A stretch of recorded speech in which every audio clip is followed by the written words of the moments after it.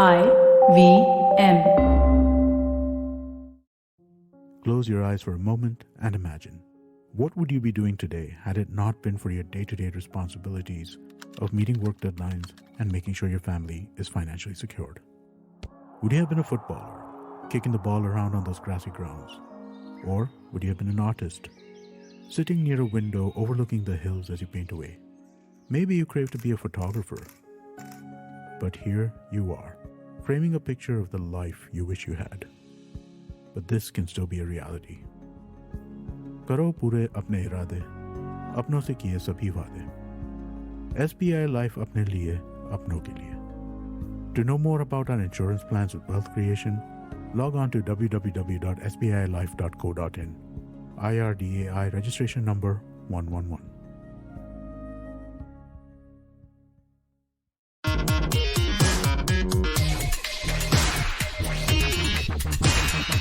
Hello and welcome to yet another episode of Simplified, the podcast where we simplify things and help you make you look smarter. Yes. Yeah, absolutely. Naren, this is the 250th episode of Simplified. And, Yes. We've still not figured out how to do the intro correctly. Yeah. I We think have done one. Introduce yourself first. Yeah. Let's do because actually there are in the interest of full disclosure there are four of us. So Yeah. I am Naren I am Tony. and two others, Chuck and Srikeit. Intimidated by the momentousness of the occasion, decided to run away because it's the 250th episode. No, actually, they are away on work. Yeah. And, But actually, yeah. we're doing something really epic for the 250th episode because this is the first time where the hosts, although in absentia, all four hosts are in different sort of terrains. We are on land. Srikeit is in the air; he's flying, and Chuck is underwater because he's diving. So we've got it all covered. Naren, not only is this the 250th episode for Simplified, but it's been 7 years of IVM. Yes. I cannot, it's unbelievable. It's been a great journey. First of all, I mean, IVM, we started off podcasting without really thinking too much about it. IVM really helped us give our podcast a shape. And for all that, we keep making fun of ourselves as a podcast which just sort of makes you sound smarter and all. There is still a lot of work that goes on behind the scenes to make it audible, listenable, fun to listen, and everything. So, a shout out to the entire organization and the team out there. Yeah, it's been an incredible 7 years, at least the parts that I've seen. I'm looking forward to what comes next. And like you said, right, like 250 episodes, the only reason why we're still here is because at this point, it's more an endurance sport than creativity or anything, right? And the simple reason is that we love to hang out together and IVM takes care of all of the hard production tasks. So thank you, IVM. And maybe we'll get started in terms of how do you measure the success of a podcast is not something we're not qualified to speak about. So we'll do a much more zoomed out global picture to say, how will you measure your life, Naren? That's a much safer question than asking how will you measure your podcast, because measuring your podcast has nice hard answers. But measuring your life really doesn't have those same metrics if you come to think about it. Yeah, so it's kind of a fun question. I like to think about life. Earlier, you really don't think about life at all when you're younger, and later you start looking at the different aspects, and most of which fills you with wonderment. Some of it fills you with dread also. But let's talk about all that in more detail. No, usually you gain wisdom as you grow older. But for my generation, it is whenever you buy your first podcast mic and think that you can spout profundities at the world in general. But no, thankfully, this is not an impromptu episode. I actually read this book called How Will You Measure Your Life by Clayton Christensen.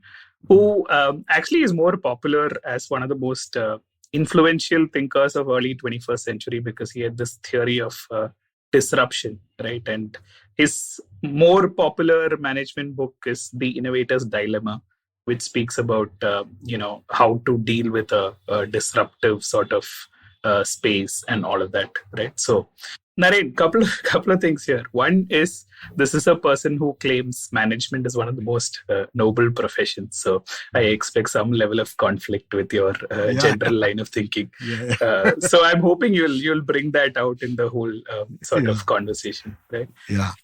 But to get into it, basically, what this book is about is a framework for how to think versus it being very prescriptive and telling you what to think, right? And he sort of derives the entire book from his understanding of management, business consulting, and theories therein, right? So his fundamental point is that data points work like a rear view mirror, but good theory can help you sort of apply it to multiple scenarios, right? So the example he uses is, for the longest time, people thought flying had to do with wings. And there have been numerous examples of Icarus or whoever else who slapped on wings on themselves and tried to fly, but that was just correlation until Bernoulli discovered the principles of lift and all of that. Aviation didn't take off, right? So yes. So that's the key difference between what to think based on data points versus how to think, which is to say that if you find the right theory, you can apply it to multiple places. So, for instance, whether he goes to Intel or to, let's say, a joint session of the American Armed Forces, he always uses the same examples, right? Which is of, I think this you will be familiar with, which is Nucor. Is that the newer sort of mini steel mills which disrupted the entire large sort of steel industry? Yeah, right? So old steel mills. Yeah. So that's another story in disruption, basically, right? Which is to say that a new player entered the market and chipped away slowly at the entire market till they were left behind. And so he said the same story in Intel, and they understood it in their context and applied it to launch the lower end Celeron processor. And for the armed forces, they said, okay, now we understand the Cold War has ended. So our enemies are no longer like the giant monolith of, Soviet or communists or Russia or something like that. It's going to be like smaller ones like terrorists or like local policing, etc. Right? So same theory, just applied differently. So therefore, his point is, if you were to sort of look at your life, there are three key things that everyone would want to have. One is to be happy in their career. The second is to be happy in their personal life. And the third and most important is to stay out of jail. Right? So that's a nice twist because he went to Harvard and apparently studied with Jeff Skilling of Enron and someone else as well, who were like supposed to be very successful professionally, but ended up in jail. Right. So, so that's a very nice object to have right up there, right? Do well. Just don't go to jail. Don't go to jail. But there's one thing. So I haven't read the book, and I've heard of something called a psychology of what is it called? Psychological hedonism. So psychological hedonism is the theory that all human beings, okay, they have two objectives, right? Maximizing pleasure and minimizing pain. Right. And yet a lot of conflict in most people's lives is because this does not give the happiness that you expect. So, you might be a struggling a student who basically has to live off street food snacks or whatever, and then you get a job and you do well and you have lots of money and you can go and eat in really fancy restaurants. So you've maximized your pleasure principle, and you had to sleep in very hard beds in your hostel room, but now you got a lovely bedroom and air conditioning and everything. So minimize your pain as well. And yet there is no happiness. So correct. Is this book talking about something like that? Yeah, actually interesting that you mentioned it. So I think in the 200th episode, we spoke of man's search for meaning, right? And Viktor Frankl's point that actually you should be chasing meaning rather than happiness because it's very transient. And also Viktor Frankl made a very important point that people who don't have meaning in their life tend to just die. They just die. He saw that from his experience in Nazi concentration camp. You cannot live if you lost the meaning of your life. Or if you don't have a meaning in your life. Yeah. And actually he talks about the same thing, right? So where does meaning come from? It comes from like doing either meaningful work, which is translated to how can you be happy in your career. It comes from, having something to look forward to in terms of relationships or, happy in your personal life.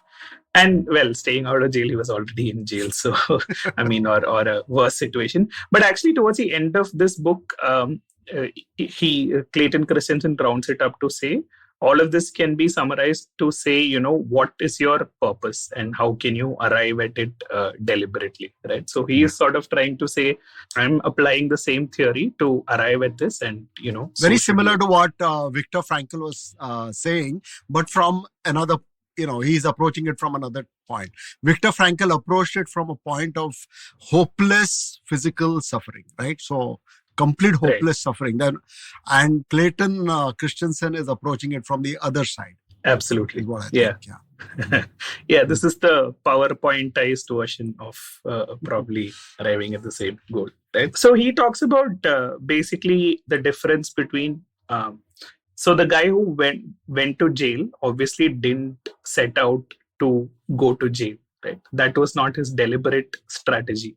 That was not a stated strategy, but still he ended up there, right? So he talks about the difference between strategy being what you say it is versus what you actually do, which can be measured in terms of your priorities or how you allocate resources, right? So that is actually what the strategy you're doing is versus let's say what you put up on an Instagram story, right? So and he basically uses business examples to sort of reinforce the theory and tell you that it's robust enough, so now go ahead and apply it, right? So if you look at essentially the first part, which is how can you be happy in your career, there are basically two theories of motivation, right? The first one is the agency theory, which basically says that you just need to maximize shareholder interests by aligning managers' sort of purpose to that, right? So top executives basically get payout, which is correlated to, let's say, how well the shareholder value. Yeah. And so then he questions, but there are anomalies to this, right? It's not that if you get like a lot of money, you'll be happy. Or if you don't make too much money, you'll be sad. Think of all the people who work in, let's say, non-profits or in the military or as volunteers, right? Even the military, right? All of these people are not the most paid kind of people, but they have so much motivation to carry on, doing what they do. Therefore, there needs to be a difference between financial incentive versus actual motivation, right? And he leans on to Herzberg's two-factor theory, which I'm not sure if you know. No, it's not about authentication, is it? No, it's basically saying... No, I'm just joking. Yeah, two-factor. One-time play. Okay. Yeah. Two-factor theory basically talks about hygiene factors and motivators, right? So the basic, revelation there is that satisfaction to dissatisfaction is not a curve, right? And basically that at any job, the opposite of dissatisfaction is not satisfaction. But the absence of dissatisfaction, right? So So what does that mean? It basically means that there are certain hygiene things that you expect from a job. And these are the things that either make you dissatisfied or not dissatisfied. Like a salary also would be that, right? So if you don't get a good salary, that's a hygiene factor. So yeah, you've jumped 2 pages ahead, but bang on. Okay. Right? So so in terms of like I was thinking, when I was thinking hygiene, it just occurred to me that yeah. So basically your company policies in terms of how many leaves you can take, what your title is, what the office space is like, the commute to work, number of hours of work. And like you very importantly pointed out, even pay is a hygiene factor, because beyond a threshold, it cannot motivate you to work. So in terms of this particular theory, which is, the most successful one, the motivators at work are usually, challenging work, being given responsibility for something, seeing your own personal growth, recognition, etc. Right? So basically, it boils down to: are you making a meaningful contribution at work or not?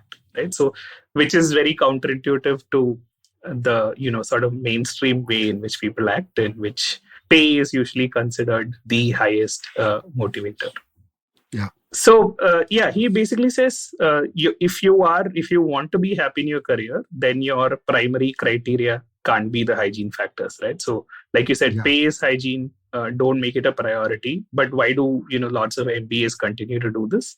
It's because the education system is such that you've been trained to think of it as an ROI equation, right? There's one more aspect of this.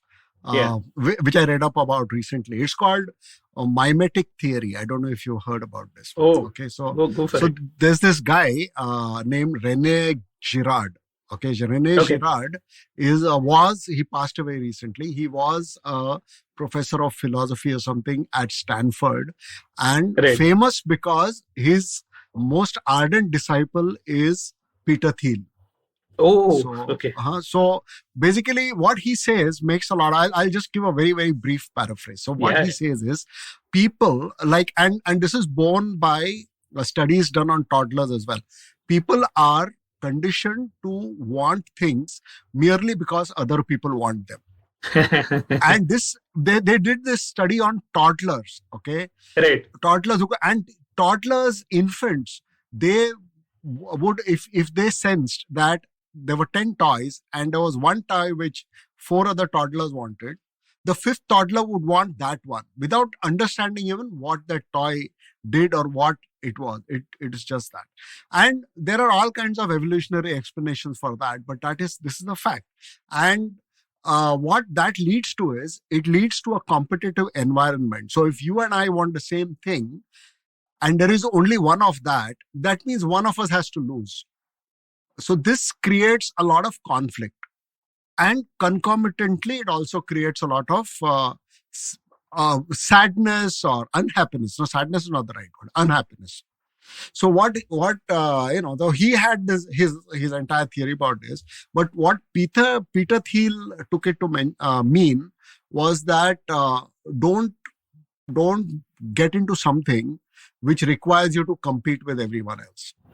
Okay. So that was his take on it, right? So he says you have to be. So he's accused of being contrarian. He just like everyone's going north. The guy wants to go south. Okay. But he says this is the reason. To generalize, we do a lot of that. So a lot of the things in life that we think we need, like ownership of a house, for example, right? So everyone takes it for granted that you have to own a house, like in a big city like Bombay. And oftentimes, it means consigning yourself to a lifetime of misery, right? So it's a huge ticket thing, and you're tied down to probably a job that you don't like because you have to pay the EMIs. Yes. And there's no way out for you for the next 20, 25 years. Yeah. And had you taken some other road, so I know people who buy their houses in their hometowns, smaller towns for a much lower value. So just in case everything goes to pieces, they still have a roof over their head and live on rent in the city of their choice. Yeah. And so it's a matter of perspective, but it's something worth it's a paradigm worth considering. Yeah, no, this was one of the long enduring debates in my marriage as well. And finally I had to put it on Excel sheets to prove that it doesn't make logical sense to, own a house. So thankfully I am at the winning end of the debate as we speak, but it's an evolving scenario with disruptive elements, right? So, but like you rightly said, Naren, even Christensen talks about education being that sort of albatross around your neck, right? Which is to say, B schools charge a huge fee. So you're supposed to take out a loan for 2 years, or depending on where your course is. And then you have to sort of take up a job that will pay back the loan, right? So what people end up doing is they ditch their deliberate strategy of wanting to do good or pursuing their dreams, which they got into B school with, and end up taking either a banking job or a consultancy job or whatever, where they can pay off the loans quicker and stuff like that. But people get stuck to it because what happens is your lifestyle automatically changes to fit your paycheck, right? And you can't scale down on it. I think there's some other concept called the hedonistic treadmill or whatever. Hedonistic treadmill, yeah. That's slightly different. That says that if you get a Ferrari car, okay, and you are like thrilled to bits, and and you drive around in a Ferrari every day, and after about a year or two, the Ferrari stops giving you that thrill. Right. So your next thrill has to be bigger than that. So it's like a treadmill. Yeah. You have to just keep. You go back to your previous level of. You just have to keep running. Go ahead. Yeah. And so this is like, the mimetic theory of René Girard explains this as well. So let us say we are both colleagues in a investment banking company in New York, and I believe salaries are like $500,000, and there are people who end up living in abject poverty because $500,000 they have to live in an apartment which has, so everything adds up. The end of the day, your pockets are still quite empty, and you still have so they're not able to get out of that trap. Yeah, exactly. And basically what that leads to years down the line is resentment. So you're not happy in your career or your life. So that's his basic point, right? Which is to say that you should basically satisfy the hygiene needs, and there is a threshold to which obviously pay is important, but you need to maximize your motivators, which is what makes you sort of just being aware of this, just being aware that your hygiene factors are not the things that need to get maximized. They just need to get satisfied, and then you move to your motivator. Just being aware of that. Yeah, correct. Yeah. So the example he gives is once, with his kids, he built a playhouse, a tree house. So every day the kids would be so motivated to come in and help and, cut some wood or hammer in nails, etc., etc. And whenever someone new came in who was a guest or whatever, they'd show them, see, this is the tree house we're building, right? And basically they built it over a period of 6 months with a lot of effort. But after that, they never played in it, right? But they were motivated enough to build that because it gave them a feeling of purpose, of meaning, of making something, right? So rather than the end product, the meaningful work is the motivator, which is what managers should then look to, try and give their sort of employees, right? So, there is one amusing. Amusing, analogy that Amit Verma uses. He uses a slightly different context, but he likens this to a dog chasing an auto rickshaw. So if you're driving an auto rickshaw, a stray dog, stray dogs love chasing autos. So in all fury, it'll come bounding after your auto rickshaw, barking away at it. Right. And usually the auto rickshaw is much faster. So it gives chase for maybe 10-20 meters. And then, but if for any reason the auto rickshaw stops and this guy catches up, he's completely nonplussed, the dog. He has no clue what to do. So this is like very similar to that. So I think, What do you do when you catch the auto rickshaw? That is the question. Yeah, right. So I think you'll then chase a car or whatever, which is basically what happens. But yeah, so satisfy your hygienes, maximize your motivators. And then he speaks about how, this is not, a one-time thing, but a constantly evolving space, right? So there is your deliberate strategy, but there can be emergent strategies also, which come up as a result of opportunities in the environment. So his point is that that you're happy in your career right now doesn't mean you basically give into it fully. You have to look at the emergent opportunities as well, right? And he uses a example of how Honda came into the US market with bikes, right? So they were trying to take on the likes of Harley Davidson, etc. But the conditions were very different, right? So on the long flat roads of the US, Honda led to a lot of oil leaks and stuff like that, and lots of cash bleed. They nearly went bankrupt till basically one of the managers in Honda was very frustrated. So there's this smaller bike called the Super Cup, which they use for like deliveries in crowded roads in Asia, etc., which he took to the hills of wherever they were working, and basically found that it was a great stress relief. Right? So next week he called his colleague, they went on the same hill, and basically people saw it and they're like, hey, can you get this for us? And they're like, no, we don't sell it. We only sell the big bikes. But after a point in time, the demand became so huge that they started selling it through the Sears catalog and sporting goods stores, etc. So they created a completely new category. And thankfully, they didn't go bankrupt because of the big bikes, but they were able to sort of find a newer niche, right? So that is what he describes as the emergent strategy versus the deliberate strategy. And actually, his own sort of career is a reflection of this, right? So he started out as a consultant out of B school because he went into B school, into Harvard, to study economics with the pure intent of wanting to be the editor of the Wall Street Journal. That was his dream, right? But he applied for Wall Street Journal internship and they turned him down, right? So then he turned up as a consultant, and after about 5 years, a couple of his friends said, would you like to start up? And they started up. They, opened a venture as well. But they happened to raise their capital before Black Monday, and basically takeover had to happen. And he was the CEO and he got fired, right? So at 37, he's like, okay, now maybe I can try getting into Wall Street Journal. Till a professor friend of him called him and said, why don't you try academia? Is it something that suits you? So at 37, he went to do a PhD and then figured out that he loves academia like anything, right? So he basically made that emergent strategy his deliberate strategy, right? So his point is that once you've found, your sort of place where you want to work, don't close your eyes to other opportunities. But how do you know that these emergent strategies are valid, or how can you use those, right? That's the next question.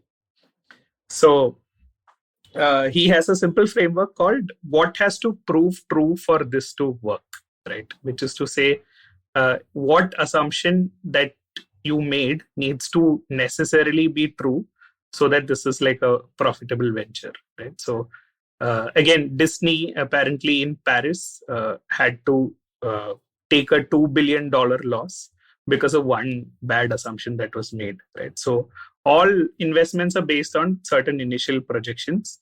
And basically it comes from employees usually, right? And then the senior management vets it. And for the senior management to approve the plan, what people usually do is, make some assumptions such that it looks extremely profitable. But what the management needs to do, obviously, is ask what assumption have you made, which necessarily needs to work, right? So what happened in Paris Disney was they had only 15 rides as opposed to 45 rides. So on average, guests would stay for 3 days in US and Japan, but only for 1 day in Paris, right? Which meant that without taking this assumption into account, they had 3x the capacity for what was required, right? And basically, that was the assumption that should have worked, right? So similarly, when you have a new job, you need to look at, why would you enjoy this job, and what are the other things what are the external factors that need to work in your favor for you to be happy, right? Which is a very sort of difficult question to answer. Also, I'm not very sure a lot of these things can be answered before.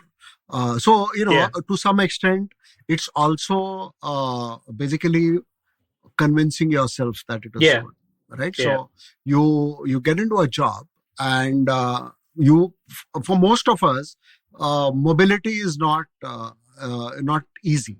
So you get into a job, and then you think that this is not what I wanted, and you have to be out on the street again and look for another one, which may or may not be. An easier alternative for most of us is to convince ourselves that this is really good and put our maximum. And oftentimes it responds, because if you really do your job well enough, you get status and respect and rewards from your job, which is basically what you wanted, rather than a specific thing that you might be doing. So there's a bit of that as well. Yeah, absolutely. So I think in short, basically he's saying figure out your career, but be ready to pivot should the opportunity present itself, right? And also he talks about basically how you allocate your resources is the actual measure of what your strategy is, right? So essentially what happens with business is usually that the stated strategy and what people do are completely different, right? For instance, when Steve Jobs had left Apple, they were supposed to work on a project called Copeland, right? But which was an OS of which was supposed to be original. But basically the engineers just continued to do whatever they were excited about, right? Without Jobs, there was no one to sort of ensure that, right? And then they shut down the Copeland project. And then basically Steve Jobs came back and he did the simple thing of allocating resources properly, right? So if you don't work on the project that was required to be worked on, you basically, were yelled at or debased or asked to leave, right? So the idea is that where resources flow is what the success is also about. But the problem is that for most innovation to happen, there is a trade-off between the long term and the short term, right? So Unilever is a classic example, which makes a lot of products, but none of them are like home runs. They're like one-run singles or something like that. And the reason is that basically they have a program called High Potential Leaders, but they're given only 18 months in one stint, right? Before they have to move on to the next stint. So they are always trying to, and the next stint is based on how good you've been in the current stint. So they are always looking to maximize value in 18 months to show like, two great things that I did or something like that, which doesn't actually bode well for the company overall, because you will never have innovation coming out of such a culture. Right? No, there's also a problem with companies which make too much money with too little effort. Okay, so Levers is one of them. They all. So you could put a complete incompetent guy in charge of any of their brands, and there will be no significant difference in sales. Yeah. So it's difficult to be motivated in such situation. No offense. Right.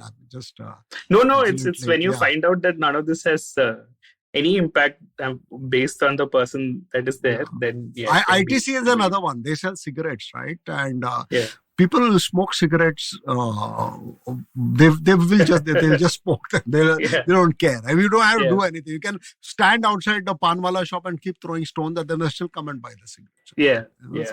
Actually, same issues with elections as well, right? So if there is a big problem that needs solving, you will never solve it in your term, because then you have nothing to fight the next election on. So so his basic point is what you allocate your resources to and what you prioritize will be what gives you benefit in the longer term, right? So innovation equal to that long term thinking. So in terms of your career versus family, like should you have a better vacation in the short term, or realize the long-term benefit of having a child 20 years later, right? Because that's not something that is apparent, right? Or when you're working in your job initially, you're like, my family is always going to be there. My job right now is more important because it gives me obviously some immediate gratification, but also the meaning from having achieved something, right? So you are saying that your family is important, but you're spending more time ignoring them, and therefore your implemented strategy can oftentimes be very different from your stated one. And on that note, we'll take a break on Simplified and be right back. Namaste, this is Cyrus Rocha. I am part of the government cancel culture program to remove rubbish off all the different streams available. So what we have is all the collected rubbish we put together on our show. It's called Cyrus Says. It's on IVM Podcast. You have to watch it and listen to it. It's on our app. It's on our website. It's on the YouTube channel. It's on Facebook. There are many different ways. Don't bother me and ask me how. You have to find out. We talk to different personalities. Many of them are known. Some are just people we meet downstairs and invite them up for chai. But the point is, it's fun and it's very therapeutic. So please join in and listen to Cyrus Says. Welcome back to Simplified, where we are still discussing how you will measure your life with Naren and Tony. And so this is about section 2, which is to talk about happiness in relationships, right? So life and relationships are a long-term prospect, but obviously what you do in the short term affects what happens to it in the long term, right? So that's one important thing that he talks about. The second one is about basically if you don't plant a sapling when you need shade 20 years from now, you are setting yourself up to fail, right? That is in the context of friends, cultivating relationships, and basically kids as well, right? To say if you don't sort of kids also, Basically, most people have a sequence which is to say, first I'll focus on my career for X amount of time, and then my family, which ends up being wrong because basically when you need to have that backup, you probably end up not having to it, right? So, and this reflects in kids also, because the most amount they learn is as younger ones, and basically the more you're spoken to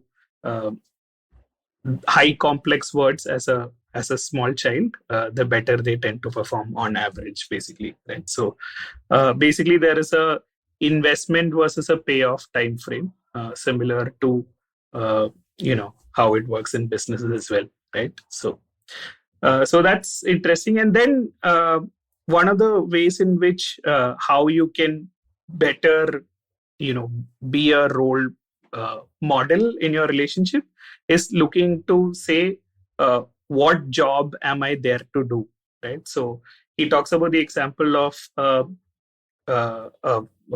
husband, in this case, a male basically coming back from work at 7 p.m. and looking at his wife, who is very frazzled with having dealt with 2 kids. So he says, okay, let me cook dinner, right? So he basically goes into the kitchen, cooks dinner, comes back at 10 p.m. with scrumptious dinner, and his wife is still very upset, right? And he's like, what just happened, right? I mean, I came back from work, I spent 3 hours in the kitchen, and why are you still upset, right? And what she wanted him to do at that point really was to have an adult conversation, because she spent the entire day with kids, right? So he assumed that the job that he had to do was. I have an interesting thing on this. So I read this somewhere recently. So it's on the topic of complaining, right? Complaint. Yeah. So there are 2 kinds of complaint. Okay, so one complaint we are familiar with. So you buy a gadget on Amazon, and it comes and it's not working the way you want. So you give a bad feedback, or you call up call up them, or you return it, or something. You're not happy with something specific. I bought this thing, I turned the switch on, it's not starting, I'm not happy. So that is one complaint, and that is the version of complaint we are familiar with. And when I say we, it's usually men, right? There's another version of complaint, okay, which women tend to do a lot. And women talking to other women, okay, they do that a lot. So they'll say something about their husband, for example, like my husband doesn't help with the cooking at all. And the other friend will, either lend a sympathetic ear or tell about her own, from my husband, okay, he helps with the cooking, but he's very messy. He doesn't keep his things properly, and I have to clean up after him. Those complaints are basically venting. They're not there for, but guys, okay, so if I were to tell you that, my wife doesn't, you'll give me 3 or 4 solutions immediately. You'll say, okay, why have you tried? And so that is exactly what women don't want. So like this lady she just wanted to have a conversation and vent. And oftentimes I've seen in my own, I've been married for 30 years now. Right. I still haven't learned the art of being a good venti, right? So wife will sit and vent, and I'm only thinking about solutions to the problem. And unbeknownst to me, she is not looking for solutions. She just wants to speak her mind out. So that's the job to be done theory, right? And how he sort of basically says is, obviously, if you can figure out the job to be done, you'll have a more happy, sort of relationship. And in business terms, this always happens in multiple ways, right? So he gives the example of McDonald's, who they consulted for, and obviously they have lots of data about who buys their milkshakes, what time, etc. But still, basically, they did a focus group to say we need to increase the sale of our chocolate milkshake. And they asked everyone who was there to say, what will make you buy more milkshake? Should we make it chocolatier, chunkier, cheaper, etc.? Right? So all attributes of the milkshake, the focus group concluded, and they gave some suggestion. They implemented it, and it didn't result in an increase in sales, right? So then these guys basically said, okay, let's just go to one of the stores nearby. And they stood outside the store at 7 a.m. in the morning to see who were the customers that are coming in. And they saw that it was not one customer for the milkshake, but 2 different ones, right? The first one was people who were on their way to work and had a long commute ahead of them. And they didn't want to feel hungry at let's say 10 a.m., right? So the question they still asked is the same, to say, what job did you hire that milkshake to do, right? So the job here is to say that it needs to satiate my hunger, keep me full till 10, 12, in the morning, and something that I can drink while I'm driving, etc. So they asked, what else would you have hired in this case? Some people said bananas, but it makes you feel hungry. Others said bagel, but it is difficult to, put the cheese on it when you're driving. Someone else said a Snickers bar, but then it felt too sinful, etc. So based on this input, then they were able to figure out that obviously, you make the milkshake thicker, put a vending machine outside so they don't have to come in, etc. And then there was a second group of users, which is actually smaller kids who come in with their parents after school and probably after shopping. And the parent is obviously very tired of saying no to everything the kid wants. So when they ask for a milkshake, it's obviously given to them, right? But these kids obviously don't finish the milkshake. They drink maybe 1/4 of it, etc. So they created basically 2 milkshakes instead of 1 to solve for this problem, right? So in our relationships, I'm not no way claiming that I know any of how to do this, but the theory says that if you can figure out the job to be done, then you'll be... these are lovely frameworks to view these things from. Otherwise, it's bewildering, right? So how do you ever know anything about things which simply cannot be quantified? So correct. How are you going to quantify any of this? So these are lovely frameworks to Absolutely. Yeah. And I think the key point here is that, we all tend to make assumptions saying, okay, this is the person I love, therefore I'm going to sacrifice for them. And your act of sacrifice is sort of portrayed as, what needs to get you love back, right? But that's actually not the way a relationship works. It's not that kind of a transaction, right? So while family needs sacrifice, it's about figuring out what specific sacrifice, most impactful sacrifice. Yeah, it's very it's very cold-blooded to look at all these altruistic things in a hardcore management framework kind of approach, but it's easy to see how they are very effective at instantly weeding out some of the more harebrained ones. So it's you have to, and things like spending time, and so there are moments when that is required, and you have to sense those moments and do that.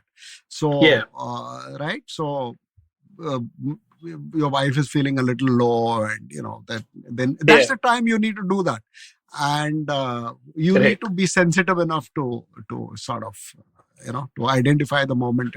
And as you mentioned earlier, all this is investing in relationships from a very selfish point of view, that you want that relationship to be there for a really long time.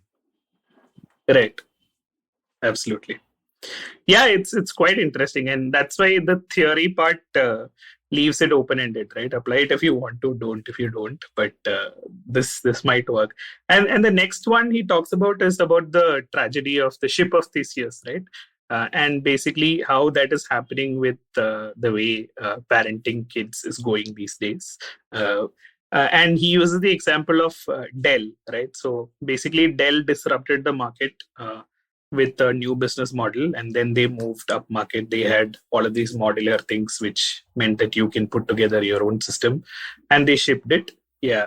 And they had great capital efficiency, right? And one of their important parameters is called RONA, which is not crying, but return on net assets, right? So you can either increase the RONA by increasing the revenue or decreasing the assets, obviously, right? So this basically led to their chip manufacturers, lower cost circuit manufacturers, which was ASUS, to say, why don't we start making your motherboards also, because we can do it 20% cheaper, and you can knock off the assets of your book. So basically your RONA goes up, right? So it's an efficient use of capital. So the CFO is obviously happy, and they keep doing this. And then after a point in time, ASUS is like, even manufacturing is not your core potential, right? You have the customer base, you have the brand name. Let's do the manufacturing of the entire sort of system, and we'll do it even 20% cheaper, right? So basically,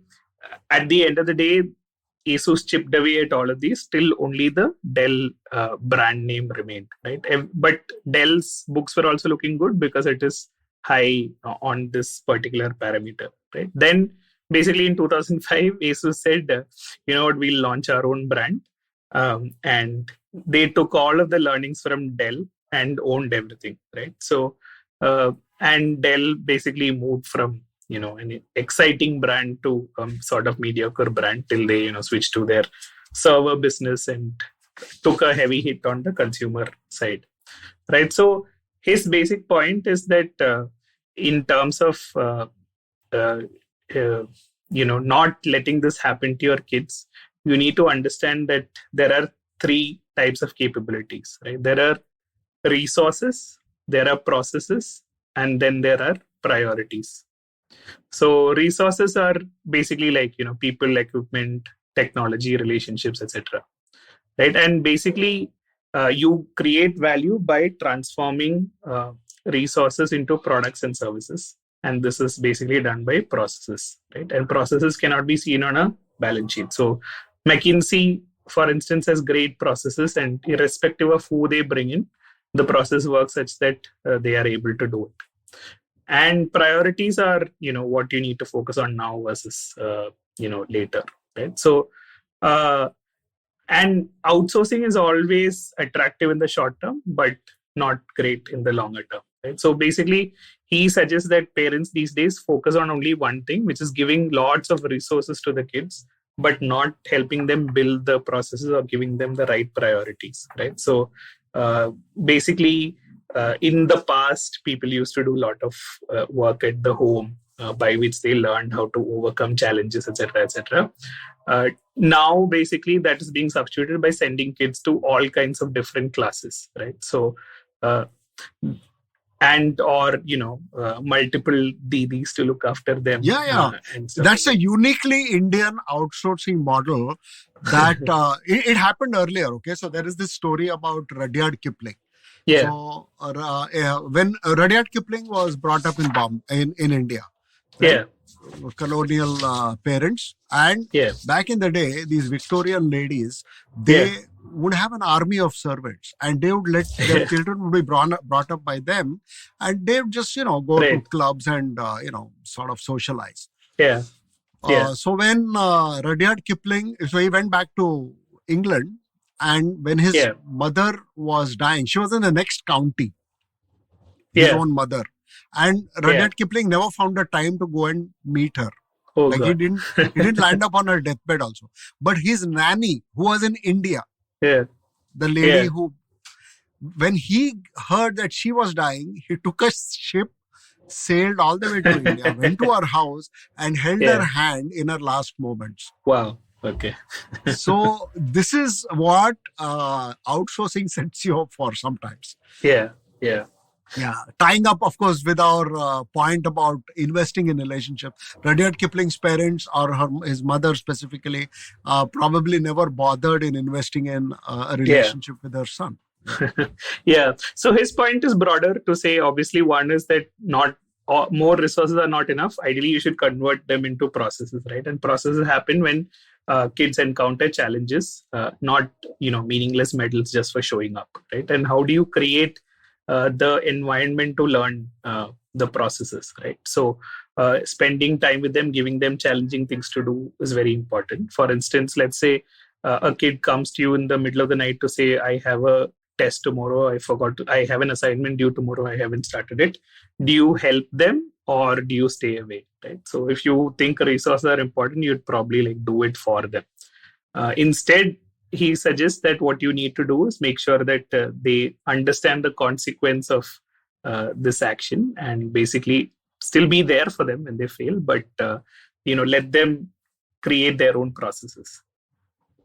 So I have an anecdote which is absolutely not connected to any of this. But so when my younger son was he was studying electronics in Bangalore, engineering, and one day I get a call at around 10:30 in the night, saying that, Dad, I want a book.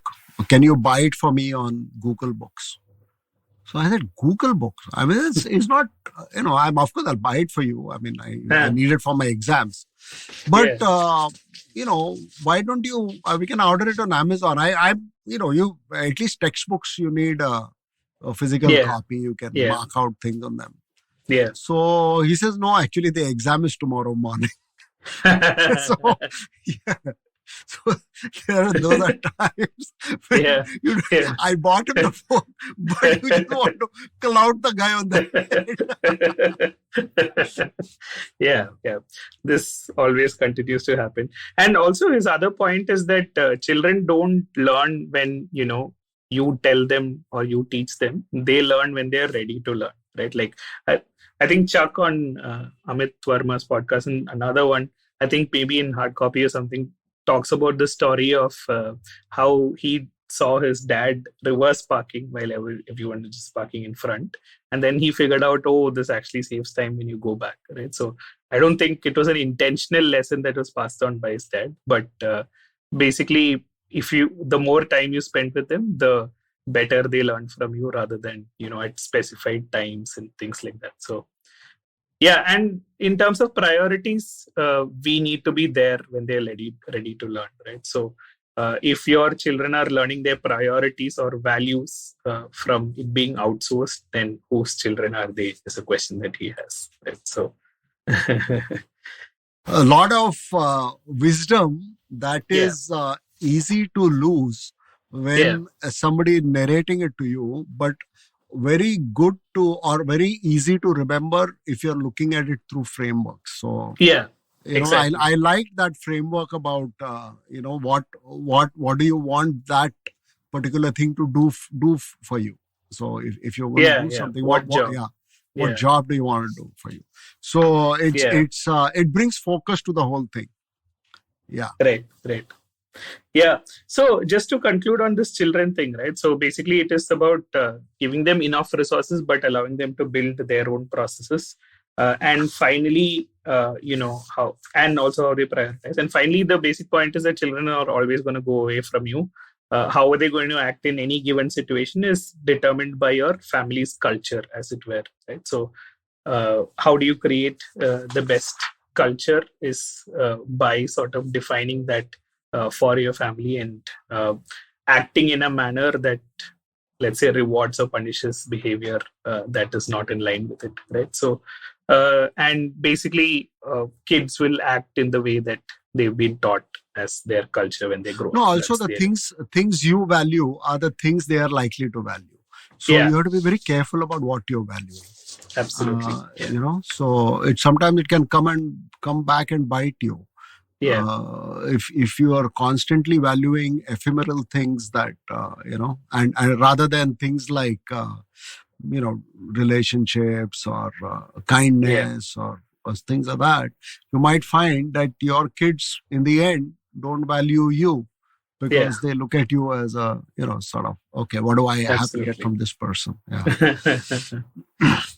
Which brings us to the last part, which is staying out of jail, right? And this is interesting because, like, how can a book talk about staying out of jail, right? And basically his point is that people assume that the big important decisions in their life come with bells and whistles attached, with big warning signs and stuff like that, but that's not the case. It's always a series of small everyday decisions which is led up to that point, right? And here he brings in what is called the trap of marginal thinking, or you pay the full price anyway, right? So I think marginal thinking, like our friends from Gujarat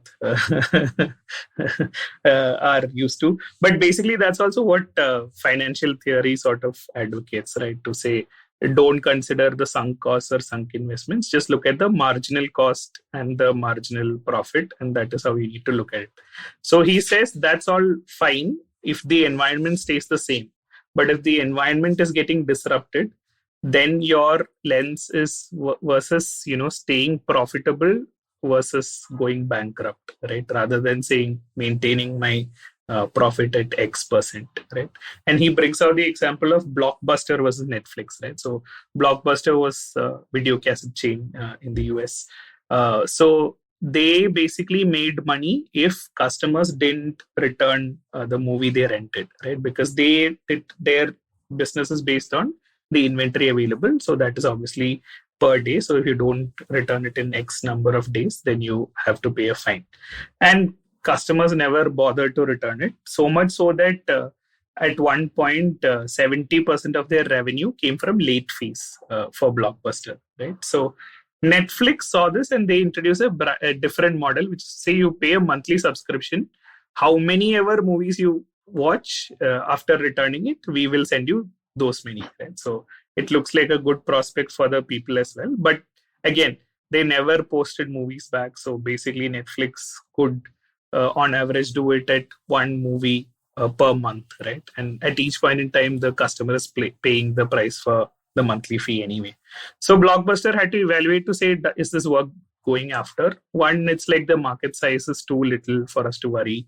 Two, this is a different business model and the revenue, the marginal profit there is much less than what is advocated. Three, it will be cannibalizing our own business model and stuff like that, right? So, but basically, the question was not about high margin versus low margin. It ended up being margin versus bankruptcy, right? So similar thing with the steel industry that was described earlier, right? So his point is that it's the same sort of thing with personal decisions. The marginal cost of saying it is okay just this one time seems okay at that point in time. but it's a very, very slippery slope from there to go to jail, right? And he has a fairly extreme anecdote. He's a very, very, religious sort of person. And basically, he was also a basketball player for the university. And they were training all season, and finally they reached the finals. And in the finals, it's scheduled on a Sunday. And that's the day on which he's dedicated his entire day to God, right? So his coach was like, what are you saying? You have to play. It's just this one time and stuff like that.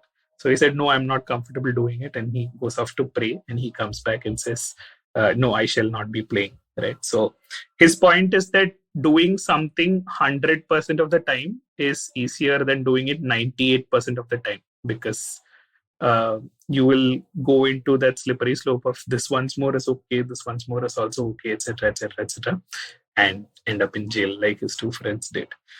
So to conclude, he speaks about how to sort of think about all this as a person. It is important to determine your purpose, right? And your strategy can be emergent, but your purpose should be intentional. So if you haven't done that, how did he go about determining his purpose? Is basically that there are three parts to the purpose, whether it's for a company or for an individual. There is a likeness, which is, what you want to be at the end of this journey. There is commitment to, make sure that you turn into that person. And there are metrics by which you measure yourself, which shouldn't change at all, right? That's part of the core of who you are.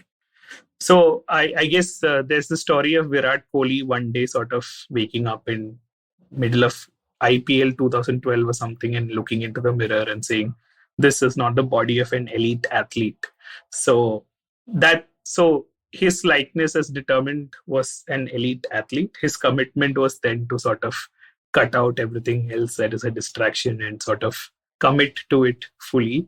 And his metrics was measured by whatever, was relevant or important to him, right? So those are the examples that are there. So actually, Chuck sent me, I asked him what would be your sort of likeness, commitment, and metrics. Obviously, he's not here, but I'll just read what he sent. Imagine this in Chuck's much nicer voice. About likeness, he said, when I spoke to Amit Verma on Getting Meta, he gave me a nice piece of advice. What are the decisions that the person who you want to be would take? Don't beat yourself up over small things like a cheat meal here or number of books per month not being achieved. I thought that was a nice way of looking at it and shifting the focus from meaningless milestones. For me, I guess I'm still getting there, but I suppose it's a mix of someone who just enjoys life, tries to have some kind of positive impact in spaces I'm sort of knowledgeable in, be it rock music or marketing or freelancing. I think that's a very nice likeness. And in terms of commitment, he talks about how one way in which commitment has worked for him is curation. And having accountability partner really helps. Sticking to fitness, for instance, is a lot easier when your partner is as dedicated as you are, right? And in terms of metrics, Chuck, who's known to be a very famous metric keeper, says, over the last few years, I've fallen out of love with hard metrics because they end up being ends by themselves.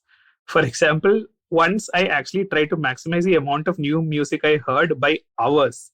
I even had an Excel sheet for it. I realized that was ridiculous and tampering with my enjoyment.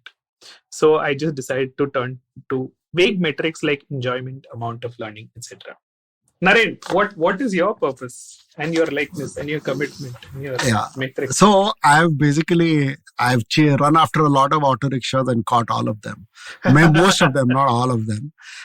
It's just that. It's relationships, it's people, it is moments, it is introspection, it is all those stupid, undefinable, wishy-washy things that you used to laugh at when you were 25.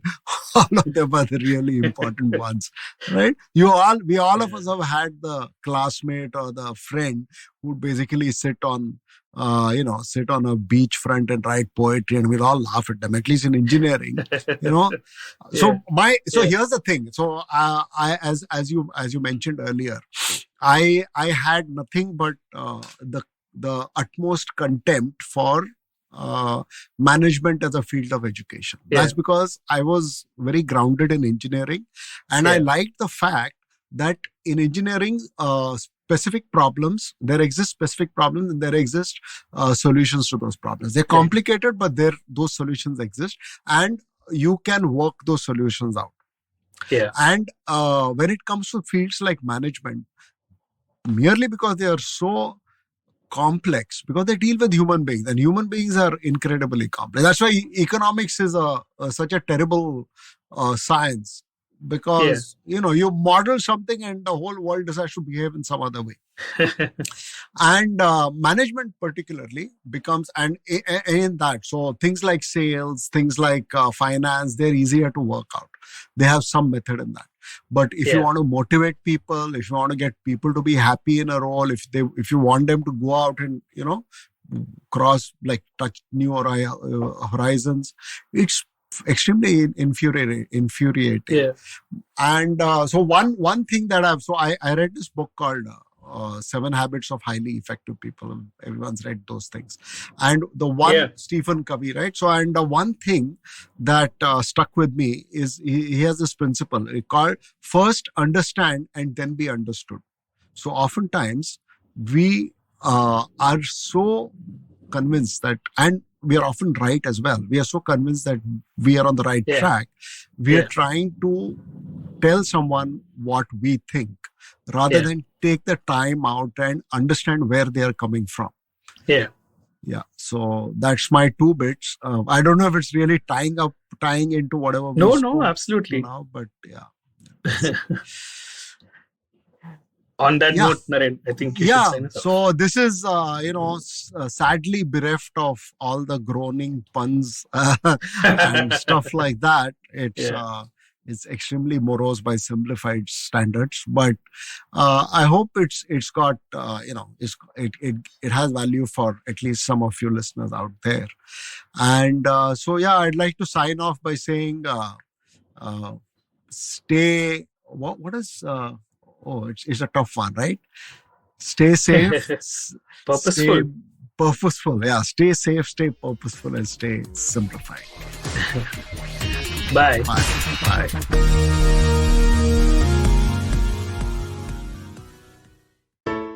Hey everybody, it's been another great week on the IVM Podcast Network. On Think Fast, Varun and Suchita discuss the rise of audio erotica and leadership dynamics at Indigo Airlines. Do you love board games? The Simplified gang have a fun chat with Zain Memon, creator of the political strategy board game Shasan. On All Things Policy, the Takshashila folk analyze India's response to rare diseases on the occasion of Rare Diseases Day. On the Life Manifesto, Zarina explains the concepts of asexuality and aromanticism.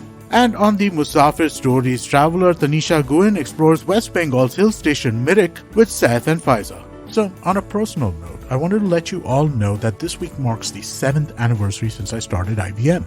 I'm eternally grateful to the team we have here, especially Kavita Rajwade and Tejas Sringarpure, who have been here since the beginning. They've seen the struggles, our eventual acquisition by Pratilipi, and our continued struggles to make podcasting a large and thriving part of the media industry. We have the best hosts in the world, and I have to say that I'm so glad and so grateful that they have chosen to work with us. And finally, I'd like to say thank you to you, the millions of folks who have heard or watched our content. All I can say is, you ain't seen nothing yet.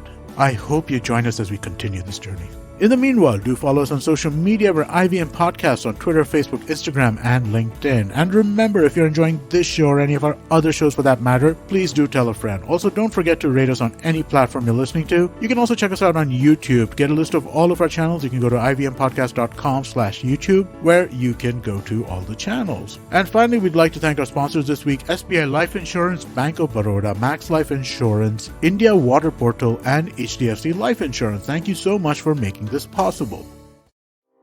Do you wonder why China does the things that it does? Or want to know how we could improve online privacy? Or perhaps you're thinking about how we can kickstart India's economy.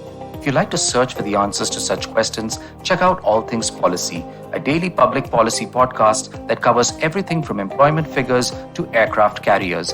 Tune in from Monday to Friday for new episodes and fresh takes.